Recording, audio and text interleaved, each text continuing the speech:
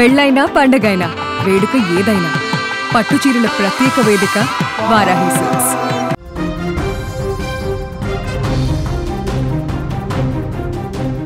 Big breaking news చూస్తున్నాం. పొదిలి ఘటనపై CM Chandrababu ఆగ్రహం వ్యక్తం చేశారు. మహిళలు పోలీసుల మీద జరిగిన దాడిని తీవ్రంగా ఖండించారు సీఎం చంద్రబాబు. జగన్ పై నిప్పులు చెరిగారు చంద్రబాబు. శాంతి భద్రతల సమస్యలను సృష్టించారని ఫైర్ అయ్యారు.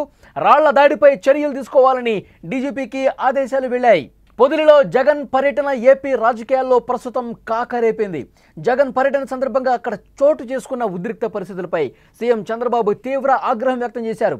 రైతుల పేరుతో పర్యటనకు వెళ్లి లా అండ్ ఆర్డర్ సమస్య సృష్టించడంపై తీవ్రంగా మండిపడ్డారు చంద్రబాబు. మహిళలు పోలీసులపై రాళ్లదాడి చేస్తారా? ఈ అరాచకాలేంటి? ఇంత సైకోల్లాగా ఉన్మాదలాగా బిహేవ్ చేస్తారా? జగన్ తీరు మీద తీవ్రంగా మండిపడ్డారు.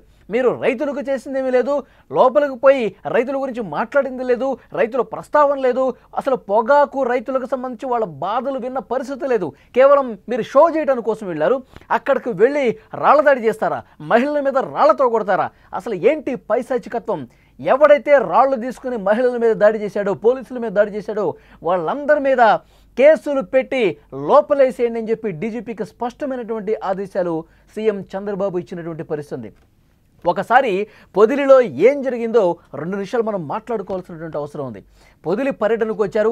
ఎక్కడైతే హెలిప్యాడ్ దగ్గర దిగారో జగన్మోహన్ రెడ్డి, అక్కడి నుంచి 3 కిలోమీటర్ల వరకు, పొగాకు వేలం కేంద్రం వరకు 3 కిలోమీటర్ల వరకు రోడ్ షో చేశారు. పెద్ద ఎత్తున చుట్టుపక్కల నియోజకవర్గాల నుంచి వైసీపీ కార్యకర్తలను పెద్ద ఎత్తున పిలుచుకుని వచ్చి ర్యాలీ తీసి రోడ్ల మీద ఒక బీభత్స కాండే చేశారు.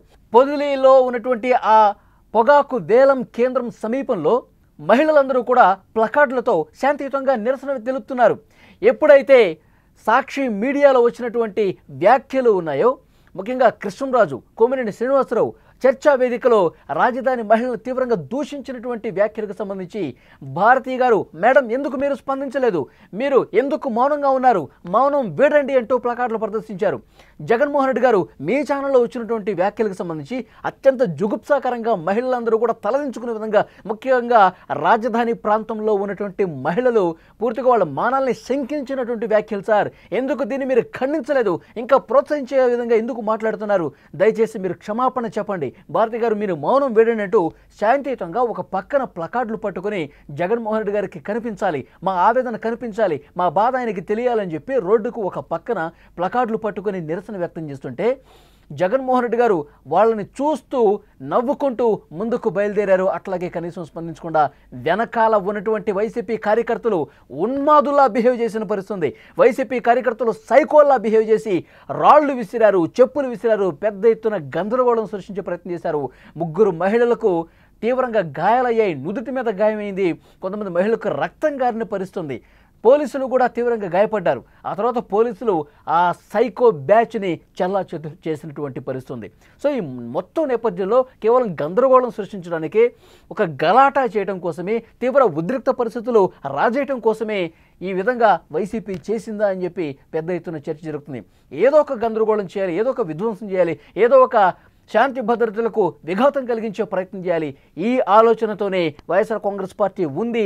ఇలాంటి పరిణామాలు దానికి అద్దం పడుతున్నాయి. ఇవే వాటికి నిదర్శనంగా కనిపిస్తున్నాయని చెప్పి ప్రస్తుతం చర్చ అంతా జరుగుతుంది. దీని మీద చంద్రబాబు నాయుడు చాలా సీరియస్గా ఫోకస్ పెట్టారు. డీజీపీకి ఆదేశాలు ఇచ్చారు. ఎవరైతే ఉన్మాదుల్లా ప్రవర్తించారో, రాళ్ల దాడి చేశారో, చెప్పుల దాడి చేశారో, ముఖ్యంగా మహిళల్ని గాయపరిచి వాళ్ళ రక్తం కళ్ళ చూశారో వాళ్ళందరి మీద కూడా వెంటనే కేసులు బుక్ చేయండి. వెంటనే కేసులు బుక్ చేసి లోపలేసేయండి. జగన్మోహన్ రెడ్డి గారి పర్యటన సందర్భంగా ఏముంది? పూర్తిగా సీసీ ఫుటేజ్లో అక్కడ ఉన్నటువంటి వీడియోలు ప్రతి ఒక్కటి పరిశీలించండి. ఎవరైతే సైకోల్లా బిహేవ్ చేసి దాడి చేశారో, రాళ్ళు తీసుకుని కొట్టారో వాళ్ళ మీద కేసులు బుక్ చేయండి అని చెప్పి చాలా స్ట్రిక్ట్గా, సీరియస్గా డీజీపీకి ఆదేశాలు ఇచ్చిన పరిస్థితుంది. మాజీ ముఖ్యమంత్రి జగన్మోహన్ రెడ్డి పొదిలిలో పర్యటించిన నేపథ్యంలో అమరావతి రైతులు మహిళల్ని కించపరిచే విధంగా ఒక టీవీ షోలో, చర్చా కార్యక్రమంలో జరిగిన ఆ వ్యాఖ్యలకు సంబంధించి ఈ రోజు వరకు, ఇప్పటి వరకు కూడా జగన్మోహన్ రెడ్డి ఎందుకు స్పందించలేదు? జగన్మోహన్ రెడ్డి ఎందుకు మాట్లాడలేదు? ఆ వ్యాఖ్యలు ఎందుకు ఖండించలేదు? రాజధాని మీద ఎందుకు ఇంత అక్కసు వెళ్ళగక్కుతున్నారు? రాజధాని అంటే ఎందుకు మీరు ద్వేషం పెంచుకున్నారు? రాజధాని అంటే ఎందుకు ఈ విధంగా విధ్వంసపూరితమైనటువంటి వ్యాఖ్యలు ఇంకా మీ ఛానల్లో వస్తూ ఉన్నాయి? ఇది కరెక్ట్ కాదు సార్. దయచేసి మహిళల్ని అవమానించారు కాబట్టి దీని మీద రియాక్ట్ అవ్వండి అని చెప్పి వాళ్ళు శాంతియుతంగా ప్లకార్డులు ప్రదర్శిస్తుంటే ఈ విధంగా దాడి చేసినటువంటి పరిస్థితుంది. అసలు నిజంగా జగన్మోహన్ రెడ్డి గారు కానీ వైఎస్ఆర్ కాంగ్రెస్ పార్టీకి కానీ రైతుల మీద ప్రేమ ఉందా? రైతులకు న్యాయం చేయాలన్న ఉద్దేశం ఉందా? రైతులు బాగుపడాలని ఉద్దేశం ఏమాత్రమైనా ఉందా? ఎందుకంటే నిన్న అక్కడికి వచ్చిన తర్వాత జగన్మోహన్ రెడ్డి గారు ఆ పార్టీ నాయకులు పొగాకు వేలం కేంద్రం లోపలికి వచ్చిన తర్వాత ఏం చేశారు? అక్కడ అధికారులతో మాట్లాడేసి వెళ్ళిపోయారు. కనీసం ఒక్క పొగాకు రైతు అభిప్రాయానైనా జగన్మోహన్ రెడ్డి గారు సేకరించారు. పొగాకు సంబంధించి వేలం ఏ విధంగా జరుగుతుంది, ఏ కంపెనీలు కొంటున్నాయి, తర్వాత వాళ్ళకి గిట్టుబాటు ధర ఏమన్నా వస్తుందో లేదా, వాళ్ళ సాధక బాధకాలేంటి, వాళ్ళ కష్టాలేంటి, కనీసం జగన్మోహన్ రెడ్డి గారు ఎందుకు పట్టించుకోలేదు? జగన్మోహన్ రెడ్డి గారు రైతుల గోడు వినటానికి వచ్చినట్టయితే కనీసం ఒక్క రైతైనా ఆయనతో మాట్లాడాలి కదా, ఒక్క రైతునైనా చేరదీసి నీ సమస్య ఏంటని అడగాలి కదా. లేదు, జగన్మోహన్ రెడ్డి గారు కేవలం ఒక షో చేయడం కోసం మాత్రమే పొదులుకొచ్చారు. కేవలం తన మంది మార్బలంతో తన ఏదైతే క్యాడర్ ఉందో ఒక బలం చూపించుకోవటం కోసం అక్కడికి జగన్మోహన్ రెడ్డి గారు వచ్చినట్టుగా ఉంది. ఎందుకంటే హెలీప్యాడ్ లైన్ దిగిన దగ్గర నుంచి 3 కిలోమీటర్ల పాటు పెద్ద ఎత్తున వందలాదిగా కార్యకర్తలు వెంటేసుకుని వచ్చారు. తన బలాన్ని చూపించుకోవటం కోసం వైఎస్ఆర్ కాంగ్రెస్ పార్టీ ఇంకా బలహీన పడలేదని ప్రజల్లో ఒక భావన కలిగించడం కోసం ఆ షో చేశారు తప్పించి రైతుల మీద ప్రేమ ఉంది కాదు. రైతులు ఏదైతే పొగాకు సంబంధించి సమస్యలు ఉన్నాయో వాటిని పరిష్కరించడం కోసం కాదు, వాళ్ళ సమస్యను ప్రభుత్వం దృష్టికి తీసుకెళ్లాలన్న ఉద్దేశం జగన్మోహన్ రెడ్డి గారికి ఏమాత్రం లేదు అనటానికి ఇది ఒక బెస్ట్ ఎగ్జాంపుల్గా కూటమి పార్టీలకు సంబంధించిన నాయకులు మాట్లాడుతున్నారు. ఈ మధ్యకాలంలో జగన్మోహన్ రెడ్డి గారు ఎక్కడ పర్యటించినా ఇలాంటి విద్వేషాలే కనిపిస్తున్నాయి, ఈ రకమైనటువంటి విధ్వంసాలే కనిపిస్తున్నాయి, ఈ రకమైనటువంటి దాడులే కనిపిస్తున్నాయి. మొన్నటికి మనం చూసాం, రాప్తాడు నియోజకవర్గంలో ఒక హెలికాప్టర్ని పూర్తిగా ధ్వంసం చేసిన పరిస్థితుంది. విండ్ షీల్డ్ దెబ్బతింది, మళ్ళీ జగన్మోహన్ రెడ్డి గారు ప్రయాణించడానికి వీలు కాకుండా ఉందని చెప్పి పెద్ద ఎత్తున కార్యకర్తలను తీసుకొచ్చి హెలికాప్టర్ను ధ్వంసం చేసిన పరిస్థితి మనం చూసాం. అంటే జగన్మోహన్ రెడ్డి గారు వస్తున్నటువంటి లక్ష్యం వేరు. జగన్మోహన్ రెడ్డి గారు ఒక కార్యక్రమం తీసుకుంటే ఆ కార్యక్రమం ఉద్దేశం వేరుగా కనిపిస్తుంది, అక్కడ జరుగుతున్న పరిణామాలు వేరుగా కనిపిస్తున్నాయి. సో డెఫినెట్గా దీని మీద చర్చ జరుగుతోంది. రాష్ట్రంలో శాంతి భద్రతలకు విఘాతం కలిగించే విధంగా ప్రయత్నం జరుగుతోంది.